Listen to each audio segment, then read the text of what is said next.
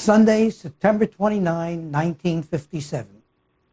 I could never forget it, even though there wasn't a ball game that day because I kept detailed diaries, so how can you forget? But this was a special day. I called several of my friends and I asked them, let's go to the Polo Grounds together and see a game. And they said, no, Mo, we'll see it another time. There was no other time. It turned out that this was the last day in the history of the New York Giants at the Polo Grounds. I went by myself. I think it cost me 5 cents to get in the subway from the Bronx to Manhattan, and there I was in the box seats. And there were ceremonies going on, and there were players running back and forth and walking and talking, and I had my 16-millimeter camera with me. That was my hobby. And I said, why don't I go on the field? And nobody stopped me. Now, if I tried that at Shea Stadium last year, I would have had 20 security police chasing me all over and throwing me out of the stadium. But there I was. Everybody was friendly. And I had occasion to talk to people and taking movies. And it was seeing guys like Carl Hubbell and Rube Marquardt, Hall of Famers, Mrs. John McGraw, and Bill Rigney, and a host of others. It was absolutely great. I always loved baseball. I was the only Chicago Cubs fan in New York City that I knew of. So it wasn't easy. Here's some statistics. The first game ever played at the Polo Grounds was on April 11, 1891, against the Boston Bean Eaters. They lost 4-3. The Giants did. In 1912, for 2 years, the New York Yankees rented the Polo Grounds. But John McGraw of the New York Giants hated the Yankees and got rid of him. In 1962, for 2 years, the New York Mets, waiting for Shea Stadium to be finished, played at the Polo Grounds. And the last game ever played at the Polo Grounds was between the New York Mets and the Phillies on September 18, 1963.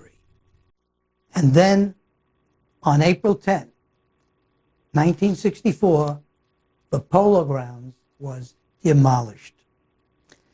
Here's some other stats. Johnny Powers of Pittsburgh hit the final home run against the New York Giants. Dusty Rhodes made the final out. And Bob Friend pitched the entire game for Pittsburgh and won it 9-1. The Giants wound up in 6th place. 69 wins, 85 losses. And they wound up 26 games behind the Milwaukee Braves.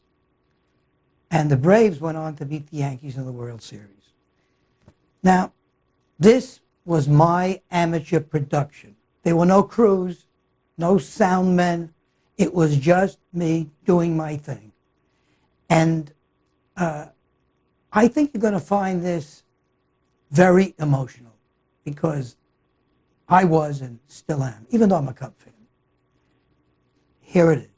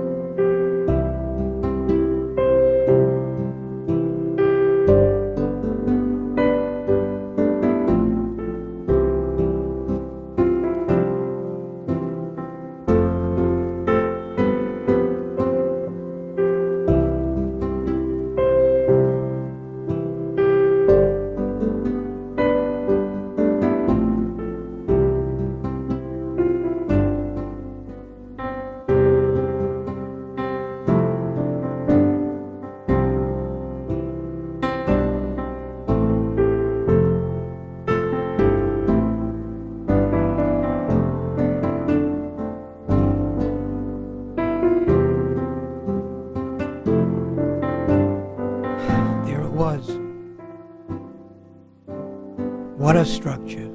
Something to really remember. The Polo Grounds. torn down, gone, except for the memories.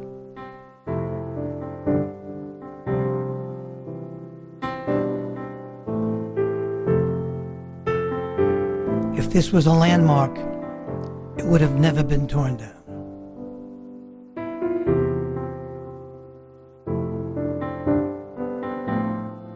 I'll never forget that sign. New York Giants.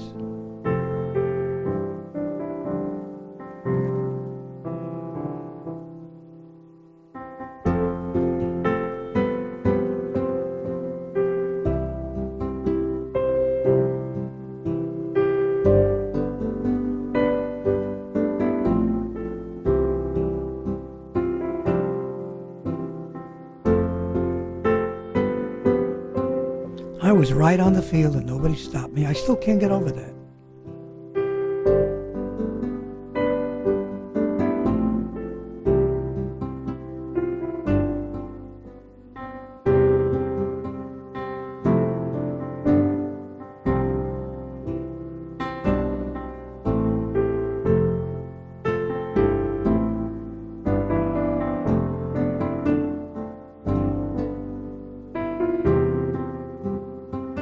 Who thought the left field stands would be so significant later on? And that's the spot where Bobby Thompson hit that great, unforgettable 1951 home run. The last crew, peanuts, popcorn, Cracker Jack, beer. Wes Westrum, New York Giants catcher. Davy Williams, former infielder who retired in 1954.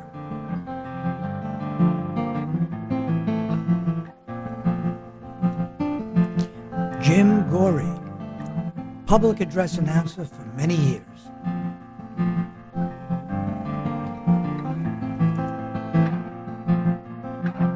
Jimmy Powers, very popular senior sports writer for the New York Daily News. Russ Hodges,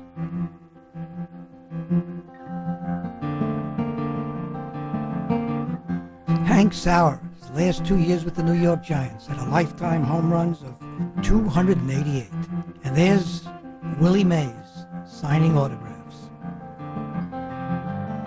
And there's Jimmy Powers. He's always on that microphone. Very popular. Jeff Chandler, well-known actor.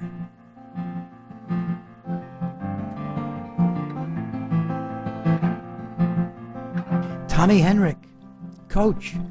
I remember him, old reliable for the New York Yankees. Don Mueller, known as Mandrake the Magician.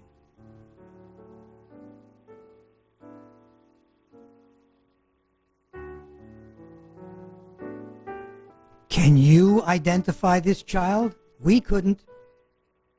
Bobby Thompson.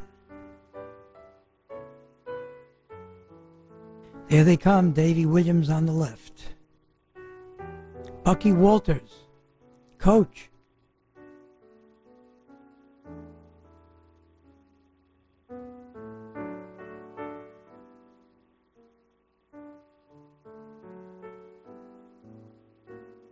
Bucky Walters and Ray Crone, pitcher. You know, I felt that I could have joined them in a baseball catch and nobody would have stopped me. Here's Bucky and Ray.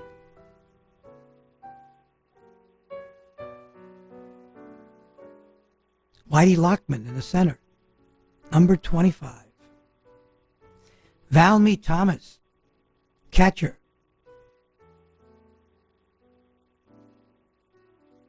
And Jimmy Powers again. What a guy he was. The last day ceremonies were beginning.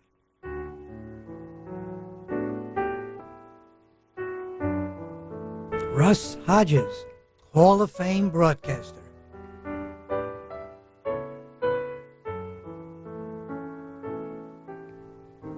And Willie never stopped signing autographs. Hank Sauer, what a legend. Here's Davy Williams Valmy Thomas again, catcher. Ray Jablonski, 1954 St. Louis Cardinals All-Star third baseman, and a good friend of mine in the minors in 1960.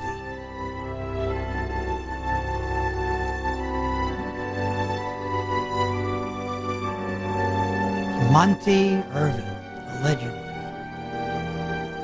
Bobby Thompson, the Giant legend. And here he is again, pointing to that historic moment.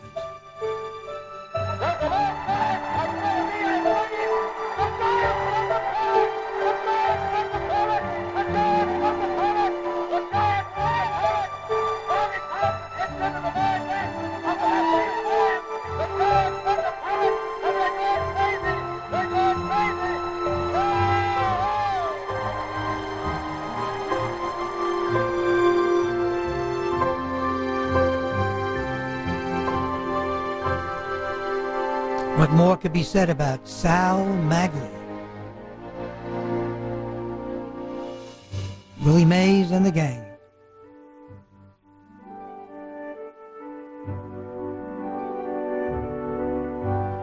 Bill Rigney giving out some last-minute instructions to the guys. Hank Sauer on your right.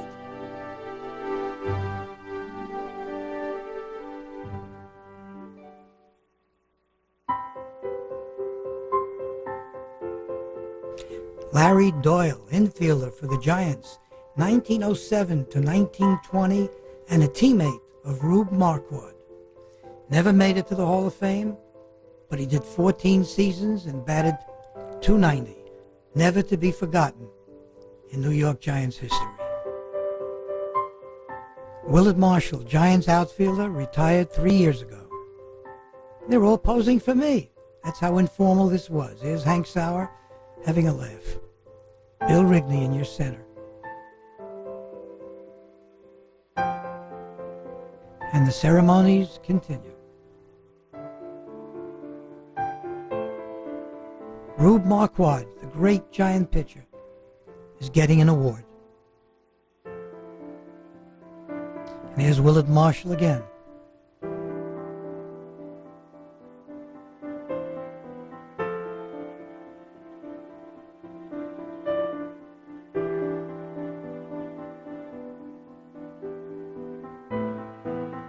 Billy Jurgis, New York Giants shortstop and later with the Cubs.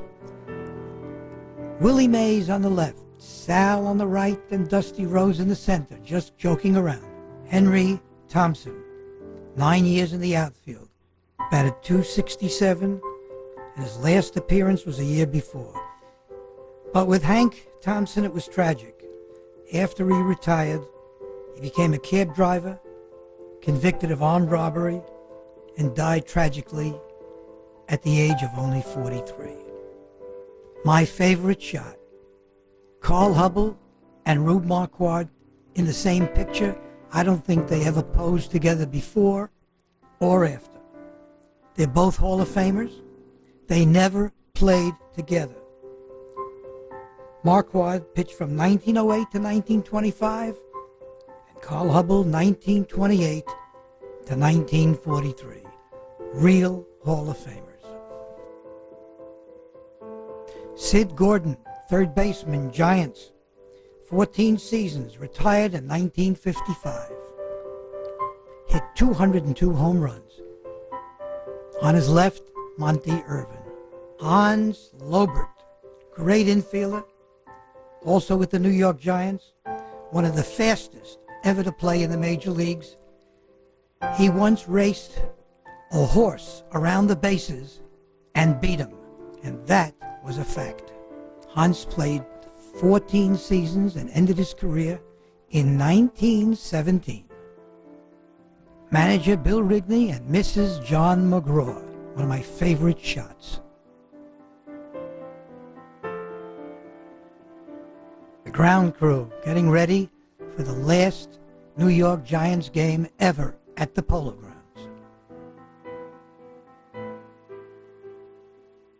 The first pitch by Johnny Antonelli of the New York Giants. Coming up.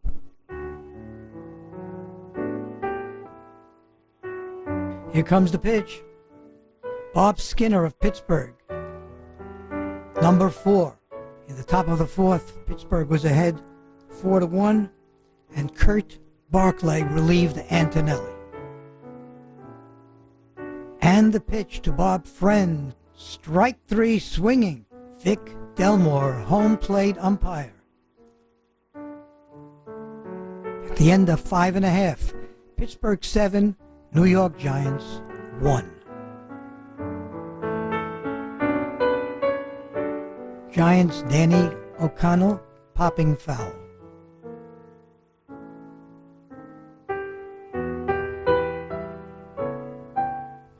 I was only 15 feet away from home plate. Oh, what I would have given up to pinch hit.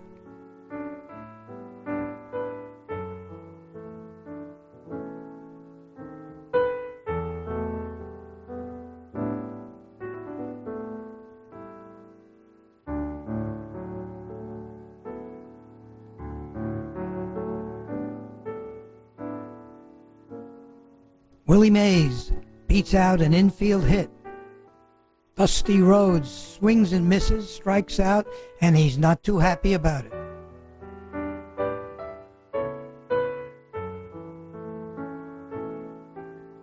Hank Sauer grounds out.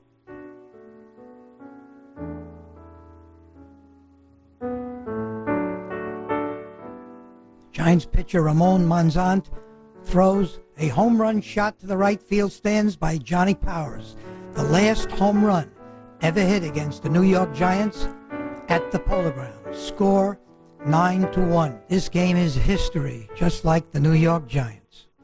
This game is over. It's done with.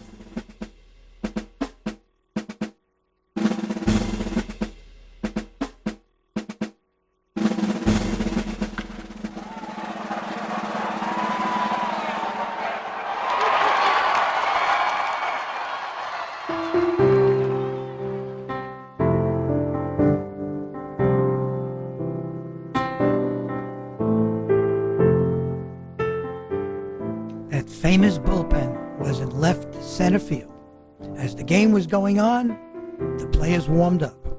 Well, there it is, and I am quite sure that I was the last person to leave the Polo Grounds. Hi, I'm Ed Logan. Some time ago, in the spring and summer of 1957, I was Eddie Logan Jr., and I was the last bat boy for the New York Giants in their last season in New York, 1957. You can see me in this video. I'm in next to the dugout with Willie Mays, and I'm handling bats. I'm the one without any number on the back of the uniform. My father was the clubhouse manager at that time, which is how I got my bat boy job. And my grandfather, Fred Logan, had also been the prior clubhouse manager of the New York Giants, and before that, the New York Yankees, going all the way back to the turn of the century. So at one point, there was a Logan in the clubhouse for some 75 years. And my dad went on to San Francisco and became, or remained the clubhouse manager until 1979. Finished his career with 50 years as the clubhouse manager. And I went on not to be a clubhouse manager. I went into the Air Force after graduating Arizona State University and retired as a lieutenant colonel in the Air Force. When this video came out, and I was made aware of it, I was delighted. I had no idea, of course, that it existed. And when Moe Resner told me about it, and when I actually saw it, my family was delighted. We've watched it over and over again. I am delighted absolutely to be in it. Now there's an interesting story about the end of that game. I was in the dugout, and when I was the bat boy, my chaperone the whole season was Doc Bowman, the trainer of the New York Giants. His job was to keep an eye on me, one, to make sure I didn't mess up on the job, two, to kind of protect me. Just before the last out against Pittsburgh, Doc whispered to me, Eddie, stay close to me, and at the last out, we're going to run across the field, and the fans are going to go wild, and they're going to try to steal your hat. So take your hat off, hold it under your arm, stay next to me, and we'll run across the field. And that's exactly what happened. And, of course, the fans went wild, tearing up the bases, tearing up anything they could because they didn't want the Giants to go. They thought that was a really bad thing to happen, and they were not happy. We made it into the clubhouse, and if anybody knows about the Polo Grounds, the clubhouse is in center field and it's on the second story. It's the only place in all of baseball where that happens. And there's a staircase, and there was a fight to get through the crowd, up to the staircase, and into the clubhouse. Once we got back to the clubhouse, it was pandemonium. The press was mostly interested in how we felt about moving to San Francisco. The crowd outside was going crazy. They were chanting, don't move, don't move. They're just pouring pell-mell, and this is a scene you'll never forget. We're going to quickly give you the totals and take you out to the clubhouse. For the Pirates, 9 runs, 17 hits, no errors, and 8 men left on base. For the Giants, 1 run, 6 hits, no errors, and 3 men left on base. Now we take you to the clubhouse and Russ Hodges. Obey the rule today about no spectators on the field. Now, as you see the shot from the grandstand, you can also see the Giants coming in from that direction. We're in the Giants clubhouse, ladies and gentlemen. There have been many great celebrations in the Giant clubhouse, as they have had many victory celebrations here. I recall a couple of great celebrations in 1951 and 1954. In 54, particularly celebrating the fact that the Giants won the World Series. Well, this one today is something of a going-away party, as we will sound out manager Bill Rigney and various members of the Giants and some of the old-timers here today about how they feel about the fact that the last baseball game has been played at the Polo Grounds. I'm standing right under a very impressive picture, incidentally, of the 1944 Giants, the team of 1944. And that brings out a lot of memories also, with such players as Billy Jurgis, manager Mel Ott, coach Adolph Lukey, also Buddy Kerr, who is here today, Joe Medwick, Bill Weintraub, and others. And off to my right, I think we might be able to get just one little pan shot of the picture that is up over the door, the New York Giants of 1942. And this clubhouse, which has housed the New York Giants for 1946, is festooned with memories of the great ball players of the present and the past. The fans have all come right out to the center field entrance to the Polo Grounds and are standing there yelling, "Stay, team, stay." Now, you see those monuments there, and there's been some question in the minds of the fans as to what disposition will be made of those monuments. Well, at least 2 that we know of. The Eddie Grant Memorial for the first member of the New York Giants to give his life in World War I will be donated to the Eddie Grant Memorial Post to the American Legion. And also the one to Mayor Jimmy Walker will be hanging in solemn splendor in the restaurant of Toots Shore. Now let's enter the office of manager Bill Rigney. Bill is sitting at his desk, and naturally he is moved a little bit by the fact that the fans are all congregating around the clubhouse. Bill, how does it feel, since this is where you started your big league career, to be leaving the Polo Grounds? Well, Russ, it's a very sad day. I feel very strong about this right now.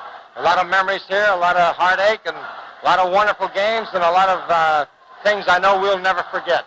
And speaking not only for myself, but for our players, I know we're tickled to death the way the fans have stayed with us. We're sorry we're leaving. We're looking forward to a new year and a new city, but this is one place we'll never forget. I don't see how anyone could forget this Polo Grounds after they'd been at it even only one time, Bill. We know that the Giants were hurt badly in 1957 with the fact that so many of the players owed service to Uncle Sam, and we'll be getting some of those back in 58 and all of them back in 59. Have you and the Giant management any plans for some changes that will help the Giants' sixth-place finish when they're known as the San Francisco Giants? Well, we sure hope to, Russ. We sure hope that we can maybe make a trade. If we have to give up 5 or 6 to get one good player, I think we'll go ahead and do it. We're going to look forward to give San Francisco the best possible club that we can. And in our farm system, there are a couple of players we have in mind we think could help us. And naturally, when Uncle Sam releases Grant, White, Kirkland, Wagner, and Fitzgerald, I think those 4 or 5 players could make a great difference in the Giants in 1959 and 1960. Then we get Paul Giel back next year. And we get Paul Giel back, too, Russ. And I think we're going to be all right. I think in about another year or so, our club will be a contender and will remain a contender for many years. So that the New York Giant fans will be able to be proud of the San Francisco Giants. They certainly will, just as proud as they were when we were New York Giants right here. Thank you, Bill Rigney, and have a nice winter for yourself, and we'll see you later. Now, gentlemen and ladies, back into the other room where we are going to be able to interview some of the old-timers who are here today. And this is going to be quite a pleasure as we're getting our camera organized. As you can see, the fans putting on this wonderful demonstration that they want the Giants to stay in New York. We're out in the center field clubhouse. As you can see, the sign 483 feet away from home plate. And getting our camera ready now for the first of our interviews. And this is a fellow that, well, the old-time Giant fans will certainly remember him well, and most of the modern fans to a certain extent, because Hans Lobert has always been a great gentleman, a great booster of the national pastime. The only fellow that I ever know that outran a racehorse, too.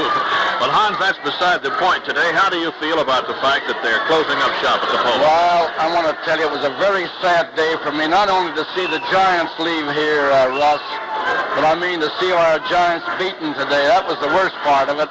Now, I know how Horace doesn't want to leave New York. I know that. And I know all the fans here in New York, they don't want to see the Giants leave. And we all, I mean all the old-timers, they've been so nice to us around here in New York. And I'm telling you, it's an awful sad day for every one of us around here. I think we all feel about the same way, Hans.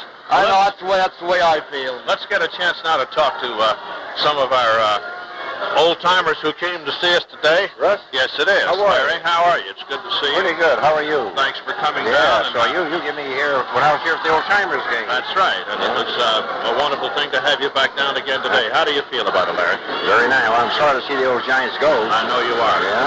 Well, I know your fans would like to know about the condition of your health. How are you feeling in general? Well, fair.